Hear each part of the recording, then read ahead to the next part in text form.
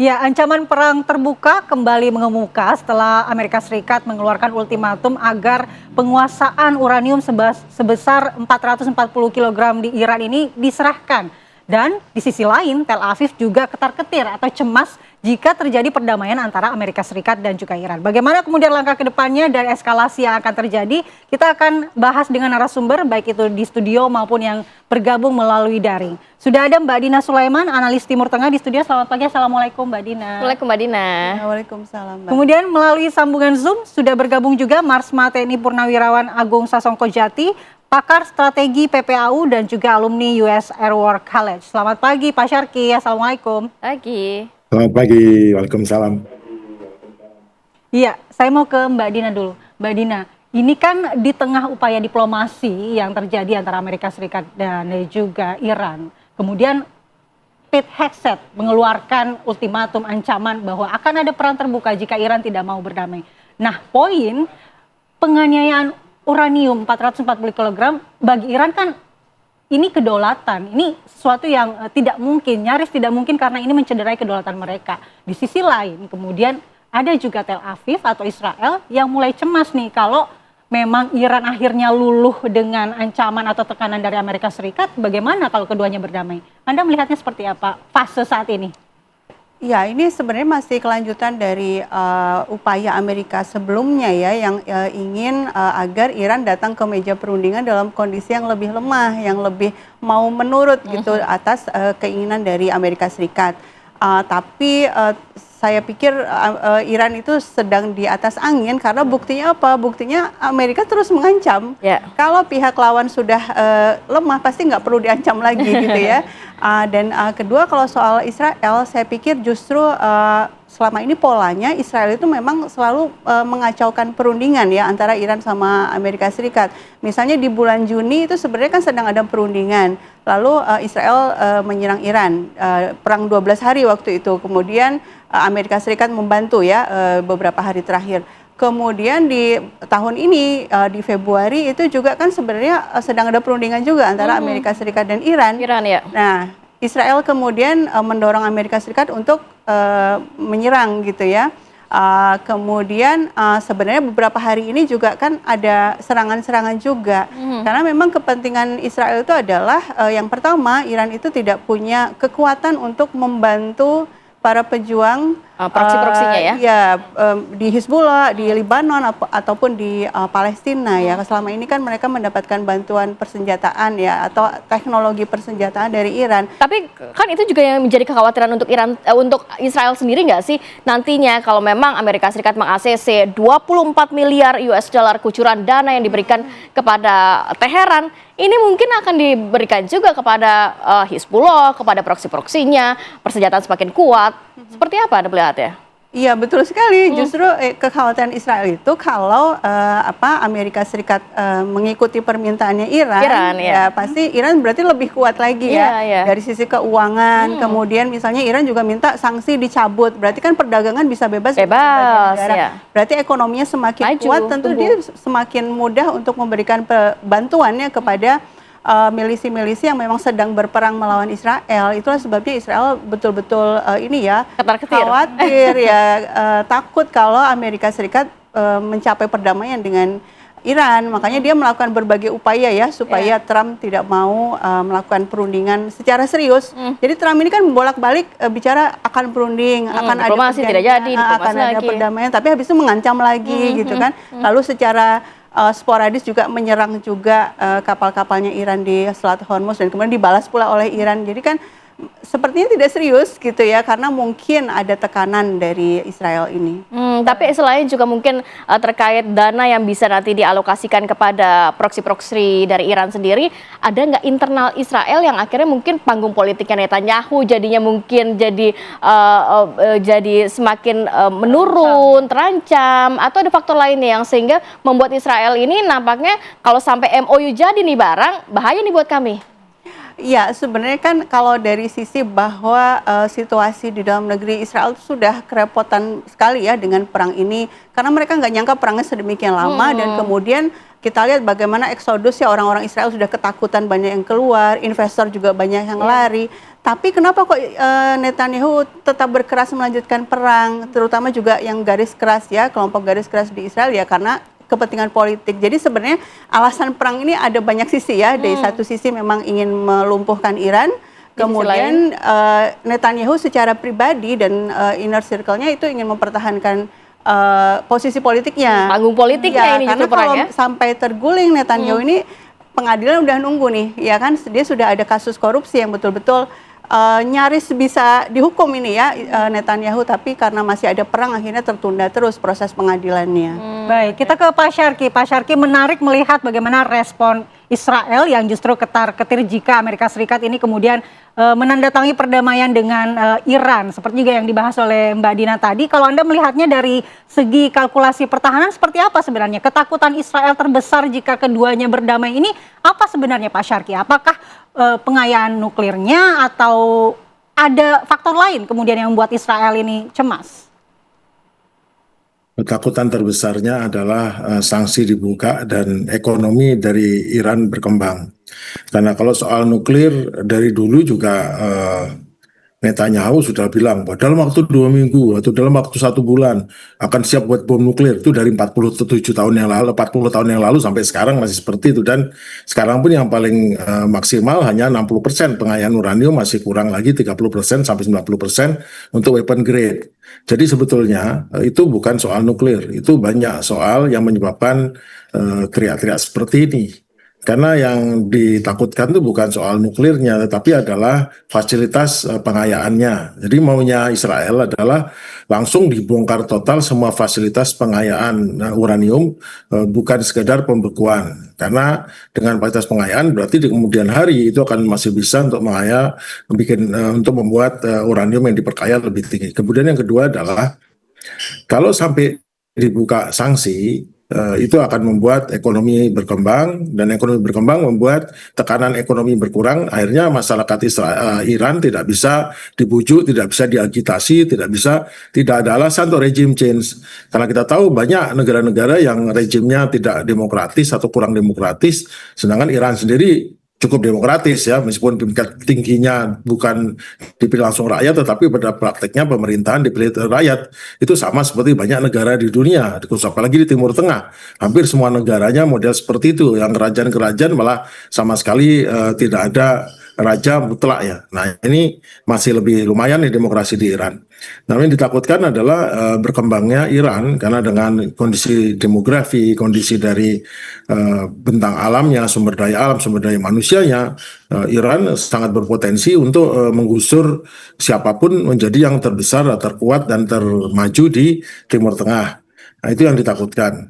Kemudian yang kedua adalah ada masalah dalam negeri Israel, karena yang dijual di Israel untuk menjadi pemimpin politik atau pemimpin negeri Israel adalah Israel itu dalam kondisi ancaman. Jadi dia harus situasinya betul-betul terancam. Nah kalau tidak terancam, dia bikin ancaman itu dengan banyak hal, dengan tetap menindas Palestina, dengan menyerang kiri kanan, mengorganize kerusuhan ataupun destabilisasi negara lain, maka ancaman nyata dan seolah-olah ancaman itu menjadi baur dan akhirnya menjadi ini. Karena apa? Dengan adanya ancaman, maka Israel bisa meminta bantuan atau merasa dia masih dalam kondisi ada alasan untuk melakukan hal-hal yang sebetulnya tidak wajar ya, penindasan manusia, genosida, dan segala macam tindakannya itu tidak wajar dalam dunia normal, tetapi diwajar-wajarkan. Kenapa ya? Karena dalam kondisi ancaman, tidak ada teroris, ada orang ditekan, diinjak, orang yang ngelawan, orang itu dituduh teroris. Itu terjadi pada Palestina, terjadi pada Hamas, terjadi pada Hezbollah, dan lain-lainnya. Jadi yang paling penting adalah sekarang adalah Israel marah sekali. Kenapa? Karena dengan adanya perdamaian ataupun poin menuju perdamaian, maka pertama dia akan yang jelas nyata adalah pengembalian uang ataupun dana yang dimiliki oleh Iran. Jadi Iran selama bertahun-tahun dia diblokade, disanksi, ditahan keuangan. Jadi 24 miliar dolar itu adalah semua uangnya Iran yang berada di Qatar. Jadi sekarang diminta 50%, 12 miliar untuk dikembalikan. Itu bukan uangnya, bukan pemberian ataupun uang belas kasihan dari Amerika, bukan, itu uangnya Iran sendiri, hasil dari bisnis perdagangan yang disimpan di dalam bank-bank di Qatar, dan itu karena sanksi Amerika yang mengharuskan negara-negara sekutunya ikut juga memberi sanksi, maka akhirnya dibekukanlah dananya Iran yang di Qatar. Jadi Iran minta separuhnya, itu yang nyata. Kemudian yang kedua, nyata bisa jualan, bisa menjual barang, menjual minyak, menjual apa, karena dengan jualan minyak saja Iran sudah cukup untuk ini, tidak perlu dibantu macam-macam. Tapi kan ini diblokade karena secondary sanction. Jadi kalau ada negara yang berhubungan dengan Iran, maka diberi sanksi, dia diberi sanksi, namanya secondary sanction, atau sanksi kedua, sanksi ke secondary ya, kedua. Jadi ini yang membuat Israel itu ketakutan. Dan belum lagi yang paling penting adalah siapapun pimpinan politik di sana yang tadi saya bilang, dia harus membuat Israel jangan terancam dan harus ada tindakan. Ditambah lagi memang ada seperti disebut Budina tadi, ada skandal korupsi yang melanda lingkungan dekat daripada Netanyahu, dan itu akan membuat Netanyahu penjara. Dengan adanya situasi darurat, situasi perang atau situasi tidak aman, maka itu bisa ditangguhkan sementara tuh proses penyidikan dan penyelidikan serta proses pengadilan. Jadi itu yang terjadi. Ya, oke. Baik.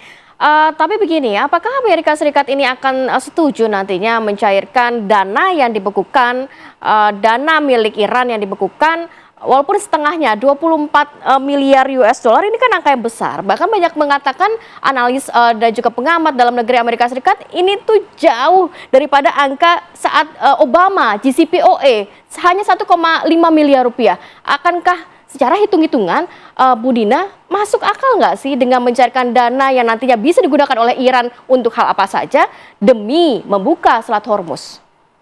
Ya, sebenarnya sekarang itu pilihan buat Amerika Serikat adalah pilihan yang buruk atau lebih buruk gitu ya. Cuma dua, buruk atau lebih buruk ya. Karena apa? Karena situasi buat Amerika sebenarnya berat ya. Kalau mereka memikirkan kepentingan Amerika ya, bukan memikirkan kepentingan global. Israel. Oh, Israel ya. Kan? Kalau memikirkan kepentingan Amerika, sekarang APBN-nya sudah bocor terus nih kan, terus harga-harga naik. Betul, harga BBM naik dan itu merembet ke harga yang lain, sehingga masyarakat sipil juga akhirnya kan banyak yang marah gitu, atas perang ini. Ada demo besar-besaran juga di Amerika Serikat. Nah, tapi kenapa kok ini masuk ke dalam draft itu ya? Kenapa kok Amerika Serikat berusaha terus mempertahankan situasi dengan menekan, kemudian secara sporadis juga menyerang, ya berharap Iran tuh melunak, terus dikurangilah sedikit tuntutannya gitu ya, harapannya seperti itu. Tapi ternyata semakin banyak tuntutannya. Ternyata kan enggak gitu ya, Iran tetap bertahan dalam posisinya. Nah, pilihan yang saya bilang buruk atau lebih buruk, maksudnya gini, memang kalau dia nurut atau mengikuti permintaan Iran, itu buruk buat Amerika Serikat ya kan, berarti dia memiliki istilahnya kalah secara strategis gitu kan, karena berarti tujuan-tujuan perangnya nggak tercapai. Tapi kalau dilanjutkan kan lebih buruk lagi gitu ya. Sekarang saja kan sudah pangkalan militernya 16 di Timur Tengah itu sudah rusak seluruh atau sebagian.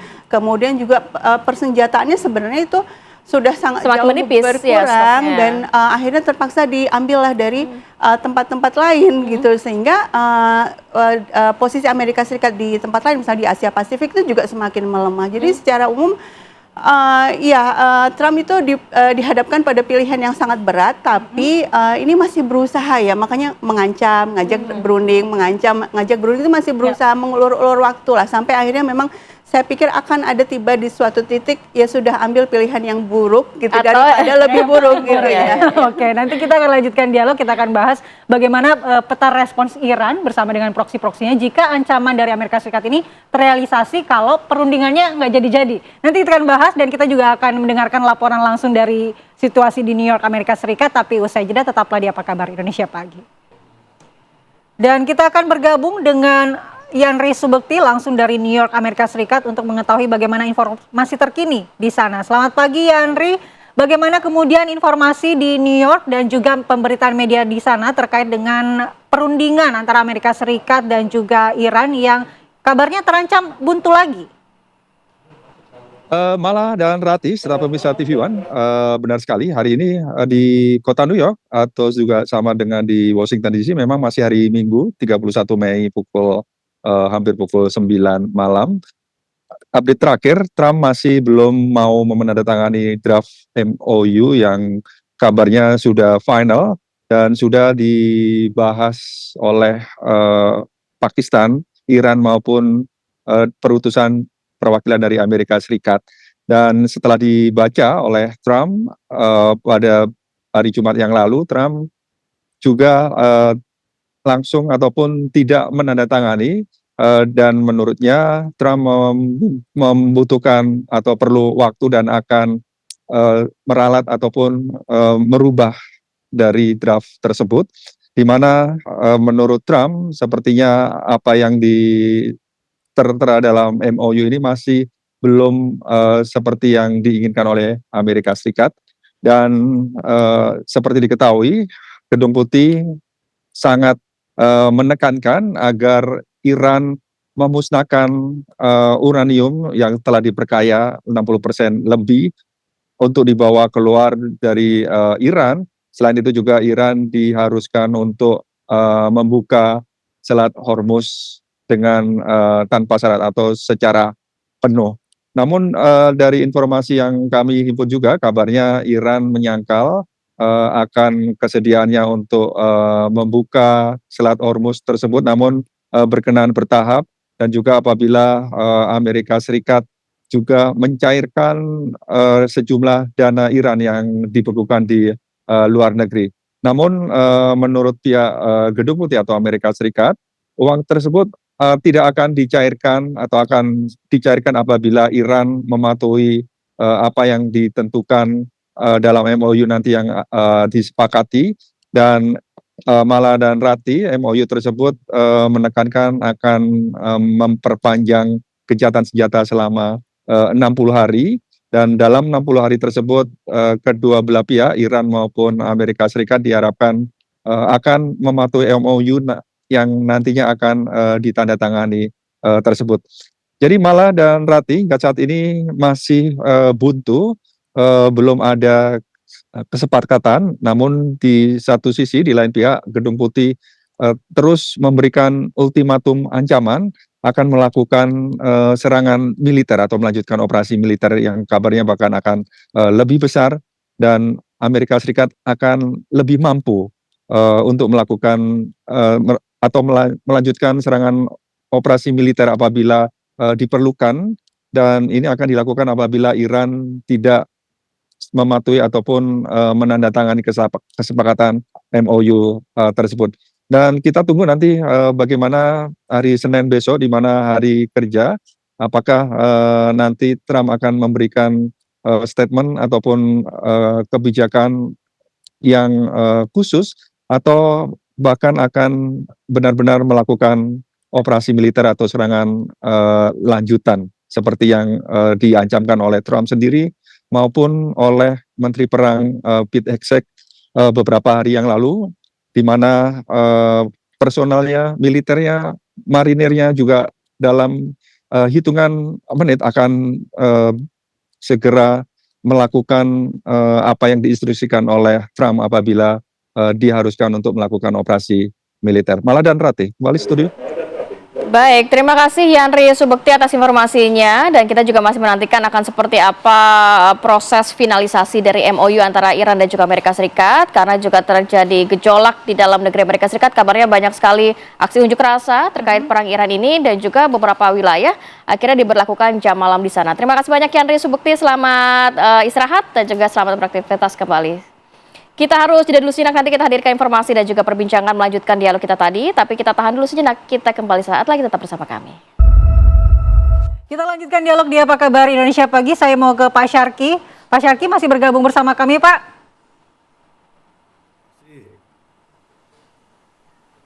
Ya, Pak Syarki.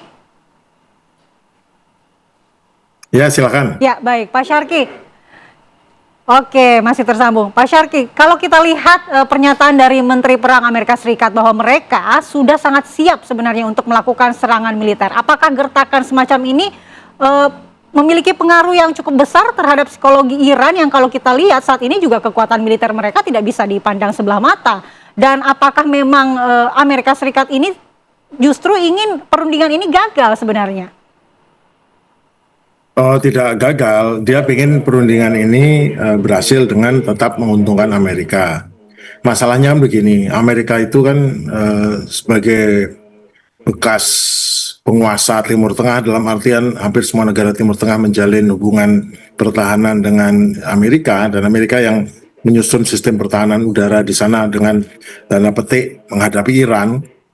Ternyata itu gagal total kan, hampir semua pangkalannya hancur dan tidak jalan lah. Apalagi bahkan Amerika tidak bisa masuk ke Teluk Persia karena ditahan di luar. Ya, semua fasilitasnya hancur di dalam Teluk Persia, semua harus keluar, dan sekarang mereka pun hanya berada di luar daripada Teluk Oman, berarti di Laut Arab dan Teluk Oman. Untuk mendekati ke Selat Hormuz pun hampir tidak bisa karena ancaman daripada serangan rudal jelajah dan rudal anti kapal Iran. Nah, sekarang semua kata-kata mengancam ini betul seperti Budina bilang, ya itu adalah ancaman itu karena dia posisinya lebih kuat Iran. Orang diancam karena apa? Karena kalau kamu nggak begini, artinya apa? Berarti masih punya kemampuan, ya itu memegang Selat Hormuz. Dan juga di samping itu Iran punya kemampuan untuk membalas. Bahkan ada ancaman seperti kepada Oman kalau masih bekerja sama Iran akan dihancurkan juga. Itu kan adalah, meskipun itu mungkin bersifat retorika, tapi itu juga menunjukkan bahwa kemampuan Amerika untuk melaksanakan mempengaruhi secara ucapan, secara kata-kata, konsen istilahnya, itu sudah rontok sama sekali, terpaksa menggunakan cara koersif, ancaman nyata. Dan itu juga dibuktikan dengan kemarin menembak sebuah kapal di mesinnya atau di bagian belakangnya dengan rudal Hellfire yang menunjukkan bahwa dia perlu menunjukkan sesuatu yang bersifat keras dan bersifat mengancam. Jadi kewibawaan Amerika yang cukup dengan maunya dehem aja atau cukup dengan mata melotot aja orang udah takut, sekarang enggak, dia harus ngancam-ngancam, bahkan sampai yang lain-lain diancam dengan fisik. Tadinya ancaman sanksi, ternyata sanksi tidak menakutkan. Akhirnya ancamannya berupa ancaman kata-kata untuk menghancurkan dan sebagainya. Jadi ini adalah bentuk kepanikan hegemonik istilahnya kalau kita melihat dari sudut runtuhnya sebuah negara adidaya, runtuhnya pengaruh di suatu kawasan, maka ini adalah ancaman yang bersifat untuk maksimum pressure ya. Tapi ini maksimum pressure ini bukan strategi Amerika sepenuhnya, karena ini lebih strateginya Trump. Kita tahu bahwa Trump ini dari bukunya Art of the Deal itu dia selalu dalam berunding dari zaman dulu, zaman dia masih pengusaha real estate, itu adalah bagaimana menekan orang sehingga orang itu semua bila harus berunding dengan dia, mendapatkan deal itu mengikuti deal yang dimaui Trump, yang lain itu defensif hanya dapat sedikit. Jadi tetap mengikuti, jatuhnya adalah apa yang dimaui oleh Trump. Nah, sekarang Trump jadi presiden, jadi dimaui oleh Amerika. Nah, dengan cara seperti ini, cara yang sangat tidak mengindahkan norma-norma diplomasi, norma-norma bagaimana seharusnya berunding. Jadi perundingan yang sudah dilaksanakan antara anak buahnya, staf-stafnya dengan Iran, begitu sampai di Trump, wah dilihat ini kurang sesuai dengan dia. Dia balikkan lagi dengan ancaman segala macam. Ya sebetulnya ya kurang ampuh ya, karena ancaman koersif diplomasi itu adalah tetap harus ada keseimbangan diplomasi dan keseimbangan tekanan militer. Lah ini kan nggak seimbang. Kenapa nggak seimbang? Karena militernya sendiri betul kuat, betul besar, betul hebat, tetapi akibat daripada kalau dia menyerang, akibatnya itu malah mereka nggak bisa nahan. Akibatnya adalah kehancuran yang berlangsung akan berefek pada naiknya harga minyak, naiknya harga segala macam yang justru padahal yang diinginkan dia. Dengan ancamannya maka bisa membuka Selat Hormuz, menurunkan harga, menurunkan biaya, menurunkan tekanan ekonomi. Tetapi dengan ancaman ini bila dia laksanakan serangan secara betul-betul total, perang total lagi, akan menaikkan harga biaya, harga ekonomi, harga lain-lainnya, dan harga kewibawaannya itu malah rugi. Jadi sebetulnya pressure semacam ini tidak mempan lagi pada saat kondisi Amerika lemah. Bukan lemah kekuatan militer, tapi lemah posisi. Kenapa lemah posisi? Karena tindakan militer justru akan mengakibatkan efek negatif kepada yang diinginkan dari dia, yaitu membuka Selat Hormuz, menurunkan harga dan macam-macam. Jadi sekarang adalah ini dilema. Selain security dilema, ada ekonomi dilema dan political dilema. Kalau tadinya hanya soal nuklir itu adalah security dilema, nambah sekarang dengan kebodohan mereka melaksanakan tekanan tanpa mempertimbangkan bahwa Hormuz ini bisa ditutup dan akhirnya betul-betul ditutup Iran. Maka sekarang tidak hanya security dilema yang tidak terlalu dilema karena senjata nuklir kan masih jauh ya, masih ini, tapi jangan efek langsung adalah ekonomi dilema dan political dilema, baik secara luar negeri, dalam negeri. Yang luar negeri adalah wibawa mereka rontok, dalam negeri ya wibawanya juga rontok, di mana nanti kalau tidak berhasil memperbaiki keadaan akan menimbulkan kekalahan bagi Trump dan sekutunya di dalam negeri dalam pemilu selah. Itu yang terjadi. Baik. Baik Pak Syarki, saya mau ke Bu Dina. Dilema ini sebenarnya Bu ya, dalam arti mungkin Trump saat ini masih terus mencari exit strategi untuk dirinya dalam perang Iran. Di sisi lain juga kita melihat Israel nampaknya tersandera dengan kegalauan dari Amerika Serikat yang jalur diplomasi, kemudian tetap mengedepankan perang dan lain sebagainya, masih menyuruh juga negara-negara Teluk untuk masuk Abraham Accord. Apakah ini kita melihat masih cukup panjang perang ini, atau mungkin sebenarnya ada salah satu upaya yang bisa dilakukan saat ini baik dari Amerika Serikat sendiri, Israel, Iran, atau mungkin negara-negara Teluk? Ya, saya garis bawahi kata yang tadi Mbak Ratih pakai ya. Ini untuk Trump, untuk dirinya Trump. Nah, sebenarnya ini yang jadi persoalan, saya pikir ya, akar persoalannya. Karena kalau dari sisi bagaimana publik Amerika Serikat, kita tahu sudah protes dengan perang ini. Kemudian juga di Kongres ketika ada voting, itu sebenarnya beda satu suara saja ya. Dan itu kemungkinan besar juga ada lobby-lobby aja tuh di detik-detik akhir.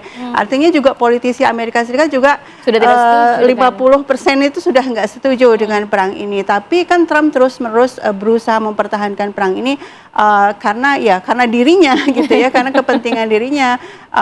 Seandainya dia kemudian menuruti keinginannya Iran, ya berarti kan dia sebagai wajahnya Amerika, wah ini Amerika kalah. Nah, tapi sebenarnya ada solusi, tadi pertanyaannya apakah akan panjang? Sebenarnya ada solusi yang sudah ditawarkan oleh banyak pengamat dalam negeri Amerika Serikat sendiri. Apa itu? Keluar saja dari lokasi. Jadi tidak menyatakan kalah, tapi juga tidak mengklaim kemenangan, atau bolehlah mengklaim kemenangan nggak apa-apa, tapi keluar saja dari lokasi. Keluar saja. Artinya Amerika tuh menghentikan perang, karena nanti kan pilihan tadi yang buruk atau lebih buruk gitu ya, menghentikan perang dengan cara keluar. Model ini pernah dipakai dulu perang Vietnam juga, Afghanistan juga gitu ya. Bisa digunakan keluar di dalam saja. perang ini? Jadi keluar saja dari perang, maksudnya benar-benar menarik pasukannya sehingga perang tidak berlanjut. Lalu ya sudah status quo gitu ya. Tapi kan itu yang tidak diinginkan Israel ya, agar makanya sekarang persoalannya tuh dirinya Trump ini.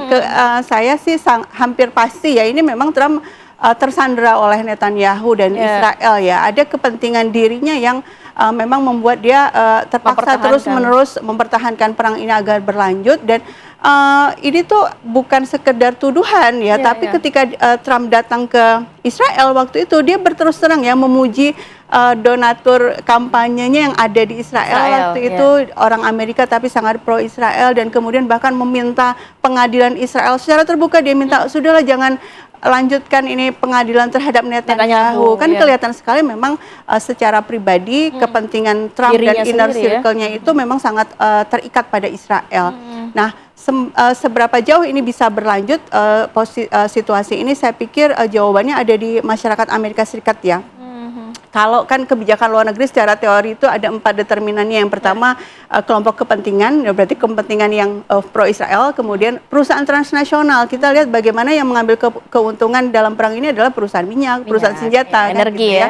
Nah, dua pihak ini pasti terus-menerus untuk mendorong Trump untuk melanjutkan perang. Tapi ada dua faktor utama lagi, yaitu opini publik dan gerakan massa. Tapi dia tidak mempertimbangkan juga pemilu selah dan mungkin bagaimana kondisi dalam negeri saat ini. Ketika opini publik dan gerakan massa di dalam negeri Amerika Serikat semakin menguat, akhirnya nggak akan ada pilihan. Berarti kan 2 versus 2 ya, yang tadi kelompok kepentingan dan perusahaan transnasional dia punya kepentingan sendiri, tapi kalau gerakan massa dan opini publik semakin menguat, semakin menekan Amerika Serikat, terutama pemerintahnya untuk menghentikan perang, ya akan berhenti. Harus sampai impeachment atau seperti apa? Bu Dina? Tidak harus. Kalau kita lihat bagaimana Afghanistan, ya Amerika Serikat sudah 20 tahun menduduki Afghanistan, akhirnya keluar begitu saja, tidak mengklaim kemenangan, tidak juga menyatakan kekalahan, tapi keluar begitu saja. Itu kan karena tekanan di dalam negeri, dan tidak ada impeachment waktu itu.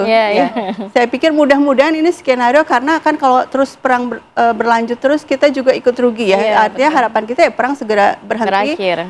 Ya kemungkinan skenarionya ya itu tadi ya. Memang kalau memikirkan kemungkinan apakah Iran akan tunduk, kayaknya jauh sekali gitu ya. Berarti kan kemungkinan besarnya Amerika yang keluar tapi tidak betul-betul menyatakan sebagai pihak yang kalah. Oke, Pak Syarki terakhir Pak, kalau pendapatnya Bu Dina, salah satu solusinya adalah Amerika Serikat keluar begitu saja meskipun tidak menyatakan bahwa perang ini berakhir ya. Apakah menurut Anda ini juga salah satu solusi yang bisa ditempuh agar tidak terjadi eskalasi yang lebih besar lagi? Kita tidak usah ngelihat jauh-jauh ya. Itu tahun lalu sama Houthi 2 bulan, setelah 2 bulan diserbu, dihancurkan dengan segala macam, itu menghabiskan hampir 10 senjata canggih Amerika. Nyatanya Houthi nggak nyerah, ya sudah, dengan Houthi udah ngomong sama Houthi, jangan ganggu Amerika lagi ya. Houthi-nya, oh iya saya nggak akan ganggu kamu. Ya udah selesai, ditinggal, namanya walk away gitu aja. Tapi ada pilihan lain, itu bomb away. Ya lah, bomb away itu gimana? Dikasih serangan terakhir yang bomnya hebat, selesai itu pergi gitu aja. Nah, mungkin yang kedua ini kayaknya kenapa? Karena bom away ini ya tentu tidak terlalu banyak bomnya, mungkin hanya beberapa ratus sasaran, tidak terlalu mengganggu stoknya. Tapi kan ada gini loh, itu dalam setiap perang, meskipun Amerika akhirnya pergi juga, meskipun akhirnya disebut dengan tidak menang atau kalah atau tidak mengakui kalah, tapi kan di dalam perang Afghanistan, perang di Irak, perang segala macam itu ada berapa pahlawan baru Amerika, ada berapa kampanye baru, ada berapa film yang dibuat. Tapi kan meskipun mereka kalah di Vietnam, tapi kan wah itu banyak sekali yang kecil-kecil kemenangan, hero, pahlawan segala macam. Karena memang Amerika hidup berkembang tumbuh daripada cerita-cerita itu. Mau menang mau kalah itu dicatat dalam sejarah dunia, tetapi dalam waktu dia melaksanakan itu yang dibutuhkan. Memang politik luar negeri Amerika ada kepanjangan politik domestiknya, karena nggak mungkin mereka perang saudara di dalam atau perang di dekat Amerika, maka perangnya jauh-jauh untuk memenuhi kebutuhan apa, industri militer, memenuhi kebutuhan narasi besar, kemudian tetap menjadi menjadi polisi dunia, tetap itu memang memenuhi kebutuhan status Amerika. Namun sayangnya sekarang di era sekarang Amerika sudah tidak sehebat itu karena sudah ada pesaingnya. Nah ini yang sekarang posisi yang sedang tumbuhnya adidaya baru, dan Amerika mulai decline lah, tetap adidaya tetap decline.